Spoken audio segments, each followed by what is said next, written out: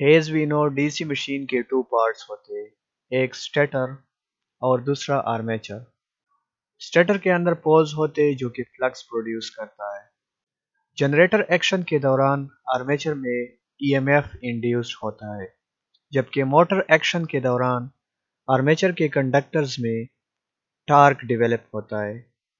अब क्वेश्चन ये है कि मोटर एक्शन के दौरान आर्मेचर कंडक्टर्स में कितना टार्क डेवलप होता है, उसकी अमाउंट क्या है। सो टार्क की इस अमाउंट को हम इस इक्वेशन की मदद से फाइंड कर सकते हैं।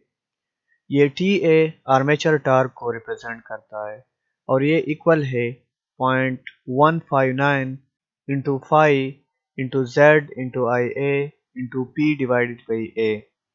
ये फाइव फ्लक्स पर पोल को रिप्रेजेंट करता है कि स्टेटर के अंदर ईच पोल कितने फ्लक्स को प्रोड्यूस करता है।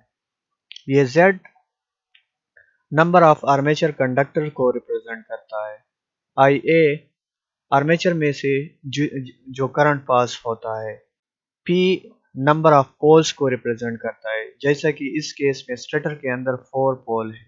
ये 4 पोलर डीसी मशीन है और ये आर्मेचर सर्किट में पैरेलल पाथ को रिप्रेजेंट करता है। इस इक्वेशन को हम यूं भी लिख सकते हैं, ये 0.159 Z P divided by A ये कांस्टेंट है, इसलिए कांस्टेंट को यहाँ पे लिखा। फाई और आई ए ये वेरिएबल है, इसलिए कांस्टेंट और वेरिएबल को सेपरेट किया। अब इस इक्वेशन को हम यूँ लिख सकते हैं, T A is equal to K, इस कांस्टेंट की जगह के पुट किया, phi into I A.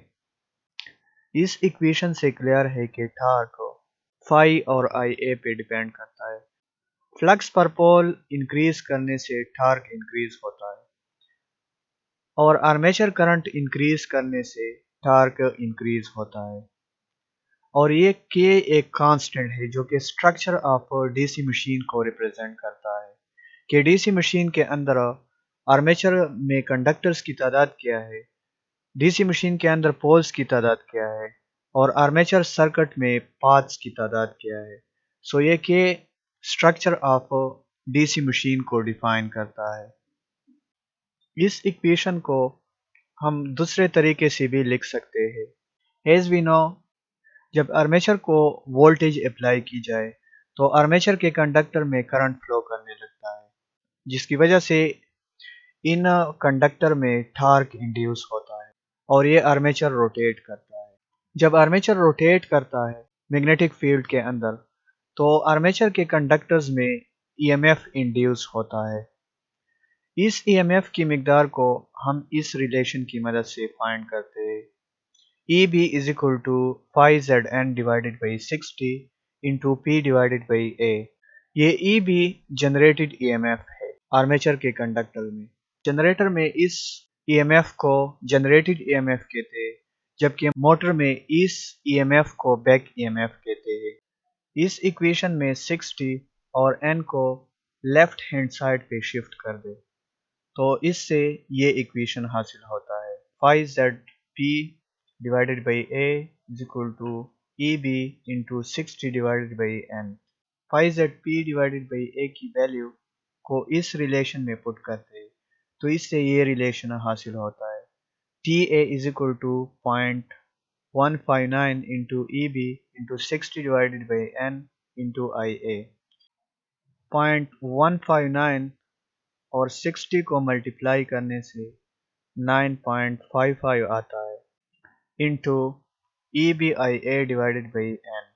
So motor action के दौरान इन कंडक्टर में जो टार्क इंड्यूस होता है, इस टार्क की मिकदार को हम इस रिलेशन की मदद से भी फाइंड कर सकते हैं और इस रिलेशन की मदद से भी फाइंड कर सकते हैं। इस रिलेशन में EBIA इलेक्ट्रिकल पावर का वो हिस्सा है जो कि मैकेनिकल पावर में कन्वर्ट होता है। So EBIA is that part of electrical power which converts into mechanical power। अब आर्मेचर के अंदर इस अमाउंट का टार्क इंड्यूस होता है। لیکن اس ٹارک کا کچھ حصہ آئرن اور فرکشن لاسز کی وجہ سے ضائع ہو جاتا ہے۔ سو ڈی سی موٹر سے جو یوزفل ٹارک ہمیں حاصل ہوتا ہے اس کو ہم شافٹ ٹارک کہتے ہیں۔ شافٹ ٹارک کو ہم اس ریلیشن کی مدد سے فائنڈ کرتے ہیں 9.55 into out put divided by N. یہ out put D C motor کا آؤٹ پٹ پاور ہے اور یہ این آرمیچر کی سپیڈ ہے آر پی ایم میں۔ آرمیچر ٹارک کے لیے ہم یہاں پہ آرمیچر کی پاور پٹ کرتے ہیں، آرمیچر میں جو میکینیکل پاور پروڈیوس ہوتا ہے، اور یہ آرمیچر کی سپیڈ ہے، جبکہ شافٹ ٹارک کے لیے ہم یہاں پہ آؤٹ پٹ پاور پٹ کرتے ہیں۔